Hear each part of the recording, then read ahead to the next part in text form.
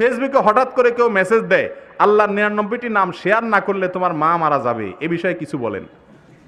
এই কোপাল পড়া কিছু গজাইছে আজকাল, এগুলো একটাও নামাজ কালাম পড়ে বলে আমার মনে হয় না। এগুলো বসে বসে মেসেজ পাঠায়, বসে বসে মেসেজ পাঠায় যে এই মেসেজ এতজনরে পাঠাইলে সুসংবাদ পাইবেন, আর না পাঠাইছেন তো কপাল পুড়ছে। তো এগুলা সবগুলা বিভ্রান্তি। ভালো করে শুনেন, নবী সাল্লাল্লাহু আলাইহি সাল্লাম বলেছেন, মান কাযাবা আলাইয়া মুতাআম্মিদান ফালিয়াতাবাওয়া মাকআদাহু মিনান নার। সারা পৃথিবীতে যত হাদিস আছে এর ভিতরে সবচেয়ে বেশি প্রসিদ্ধ হাদিস, বহুল পরিচিত হাদিস হলো এই হাদিসটা। কোনটা? নবী সাল্লাল্লাহু আলাইহি ওয়াসাল্লাম বলছেন, আমার নামে কেউ যদি মিথ্যা কথা বলে সেই জন্য তার ঠিকানা জাহান্নামে নিশ্চিত জেনে রাখে। আপনি যদি বলেন এই মেসেজ এতজনটা না পাঠালে তোমার মা মরবে, বাপ মরলে, তার মানে এই কি ভবিষ্যতে কি হবে এটা একমাত্র আল্লাহ জানে, তার রাসূলের মাধ্যমে জানাতে পারে। এটা আপনি বলা মানে হলো আপনি গায়েবের এলেমের দাবি করা, আপনি নবীর পক্ষ থেকে বলা, আল্লাহর পক্ষ থেকে বলা, এটা নিজেকে ঠিকানা জাহান্নামী বানায় নেওয়ার শামিল। বিধায় এগুলো কখনো